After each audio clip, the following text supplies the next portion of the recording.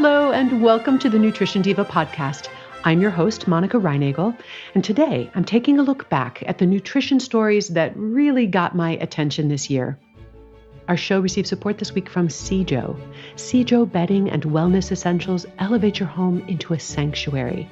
Their bamboo lyocell bedding is cool to the touch, silky soft, hypoallergenic, and antimicrobial, so you can get your best, healthiest sleep yet. Visit cijohome.com/diva and use the code DIVA for 10% off your order. That's sijohome.com/diva and the code DIVA. Plus, that URL and that code will also get you free gifts like a signature candle, herbal tea, and essential oil with your purchase. I've been hosting the Nutrition Diva podcast for 11 years now. That's 555 episodes and counting. And every year there are plenty of new products, research studies, trends, and fads to talk about. But there are always a few stories that, for better or worse, are particularly memorable. And as 2019 winds down, here are my nominations for the year's most notable nutrition stories. Most overhyped ingredient? That would have to be cannabidiol, or CBD. CBD is a chemical that's found in hemp or marijuana plants. And although CBD won't get you high, there is some evidence to suggest that it might reduce pain and anxiety, and it might also have some anti-inflammatory properties. Now, evidence from controlled studies is still quite limited. Nonetheless, CBD has become the hot new ingredient in everything from makeup to pet care products. In addition to tinctures and supplements, you can buy CBD-infused lotions, oils, room sprays, candles, and chocolates. The runaway popularity of CBD actually caught the regulatory agencies a little off guard. The Food and Drug Administration is scrambling to gather information and to formulate its position. It's still not really clear whether CBD will be regulated as a food, drug, or as a dietary supplement, or some combination of those things. And in the meantime, it's pretty much the Wild West. The only CBD product to have been approved by the FDA so far is a prescription drug that treats certain rare types of epilepsy. Other than that use, the FDA considers all the other medical claims for CBD to be unproven, and they further warn that the limited data on safety of CBD does raise some significant concerns about its use in humans or in pets.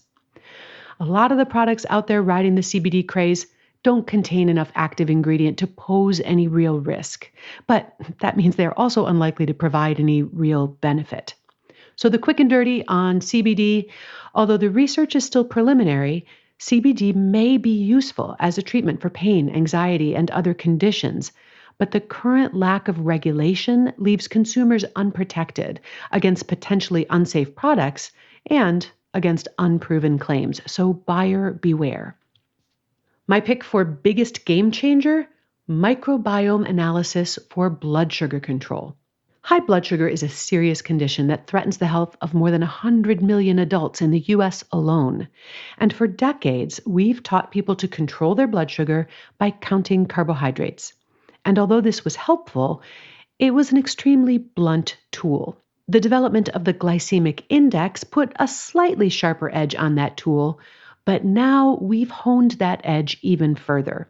A medical research and technology company called the Weizmann Institute has developed an algorithm that can more accurately predict an individual's blood sugar response based on an analysis of their intestinal bacteria.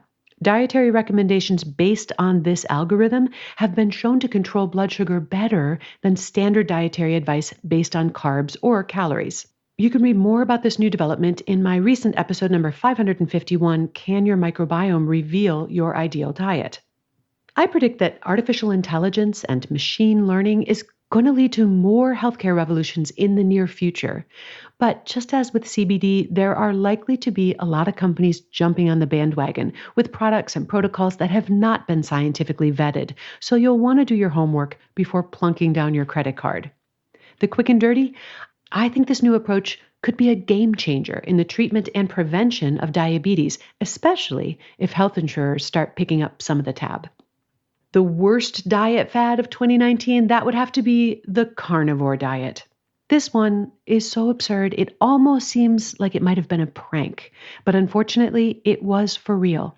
As the name implies, on the carnivore diet, you eat only meat, fish, eggs, and dairy. No vegetables, fruit, nuts, legumes, or grains. In other words, no prebiotics, no phytonutrients, and few antioxidants. Not only is this diet nutritionally bankrupt, it also strikes me as completely out of sync with the zeitgeist.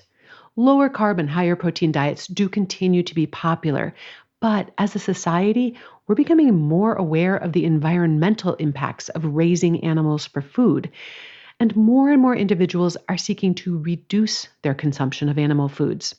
In fact, the most recent dietary guidelines for Americans also advised that reducing meat in favor of plant-based proteins benefits both our health and the health of our planet.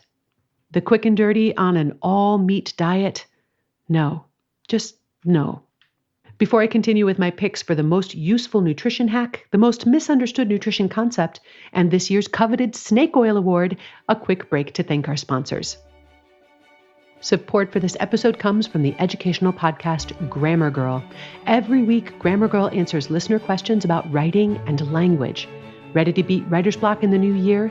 Listen to her episode on the 3 ways to stop procrastinating and start writing. Or choose to procrastinate more by listening to her episode on aliens and whether humans would ever be able to understand an alien language. Or maybe go deep into linguistic investigations like, is a hamburger a sandwich? Why do people hate the word moist? And how can video games help us learn languages? With over 700 episodes, there is so much great stuff to learn, and you can bounce around and listen to the episodes that interest you the most. Find the full archive at quickanddirtytips.com or hear new episodes on your favorite podcast app. Again, that's Grammar Girl, available wherever you listen. And now, my pick for the most useful nutrition hack, the restricted eating window. Intermittent fasting continues to enjoy widespread popularity, and the research continues to validate its usefulness in managing weight and other disease risks. There are lots of different protocols that fall under this general umbrella term of intermittent fasting, but in my opinion, the most user-friendly and useful of these is the restricted eating window. Now, part of the appeal is the simplicity. You can eat as much as you want as long as you stop eating at a certain time and don't start again for a set number of hours. Although some extreme versions of this practice advocate a 4-hour eating window and a 20-hour fast, a 10 to 12-hour eating window has also been shown to be very helpful, and it's much more sustainable for most people. For example, you could wait until 8 a.m. to have your breakfast and then finish your evening meal by 7 or 8 p.m. at the latest. Closing the kitchen by 8 p.m. every night effectively shuts down that evening snacking that, for many of us, contributes a lot of unnecessary calories and not a whole lot of nutritional value, and that can obviously help with weight management. But the benefits of a restricted eating window appear to be more than just about reducing total calorie intake. Because even if you eat the same number of calories, having a longer fasting period overnight can improve your blood sugar control and have beneficial effects on your metabolism. And it can also improve your digestion and your sleep quality.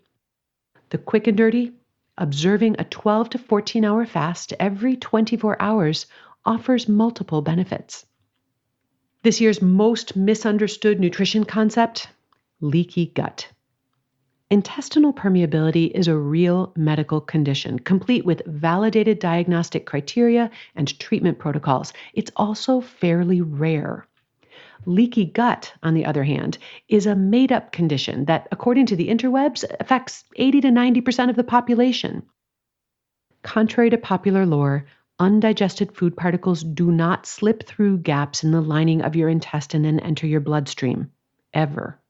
And for more on the science of intestinal permeability and what might explain some of the symptoms that you've heard attributed to leaky gut, you've got to check out my interview with Tamara Fruman. That's episode number 529. Next up is the most disruptive new product, and in my opinion, that is plant-based burgers. We've had vegetarian meat alternatives since the 60s, but you know what? They weren't fooling anyone. Tofu hot dogs, soy burgers, fake chicken nuggets, and of course the notorious Tofurkey. gave vegans and vegetarians something to put in their hot dog and their hamburger buns in the summer and something to put next to their stuffing at Thanksgiving, but no one ever mistook a strip of fake bacon for the real thing. But now, new products like the Beyond Burger and the Impossible Burger are taking this game to the next level. These are not for people who don't like meat, because if you don't like meat, you're not going to like these. They look, cook, chew, and taste surprisingly like fresh ground beef. These are made for people who enjoy eating meat, but feel like maybe they shouldn't eat as much of it. Critics point out that these are highly processed foods, and they're not necessarily any more nutritious than the foods that they replace. In fact, they've been formulated to approximate the nutritional profile of ground beef. But for many, these are lesser evils than the environmental and the animal welfare impacts of eating meat. And now that the Impossible Burger has successfully made the leap into fast food chain restaurants, plant-based meats are officially mainstream. The Quick and Dirty, we've come a long way from tofu pups, and I'm really curious to see what the next generation of animal-free meat, eggs, and dairy products will look like. And finally, this year's Snake Oil Award goes to Anthony William, creator of the celery juice phenomenon. I don't know how he did it, but William has managed to convince an astonishing number of people that drinking 16 ounces of fresh celery juice every morning will cure you from a long list of health conditions, including a couple that he actually invented himself. He claims to have healed millions of people from everything from acne to anxiety. These claims are so absurd that they don't even merit debunking. Suffice it to say that although celery juice is a perfectly harmless food that contains some nutrients, it has been proven to do exactly none of the things that William claims. And it's not just a matter of there not being any published research on this stuff. I seriously doubt that any legitimate researcher is ever going to spend a cent of their hard-won research dollars investigating any of these claims because there's not even a shred of plausibility to any of them. The Quick and Dirty, knocking back a pint of celery juice every morning isn't going to hurt you. The end. What nutrition breakthroughs or nonsense will the next year bring? Let's find out together. Subscribe to the Nutrition Diva podcast wherever you get your podcasts. And if you have a suggestion for a future show topic, call the Nutrition Diva listener line at 443-961-6206. The new year is coming, and if you'd like to start the new year on the right foot, join me and lots of other Nutrition Diva listeners as we embark on a 30-day nutrition upgrade starting January 2nd. This is a fun and snake oil-free group challenge that can change your eating habits for the better and for good. You can get more information and register at nutritionovereasy.com/upgrade. Our show is produced by Nathan Sems, edited by Karen Hertzberg, and our team at Macmillan Audio also includes Michelle Margulis, Emily Miller, Morgan Ratner, Kate Hines, and our director, Kathy Doyle. All of us at Macmillan Audio and Quick and Dirty Tips, and of course me, the Nutrition Diva, we wish you and your family a happy and healthy holiday.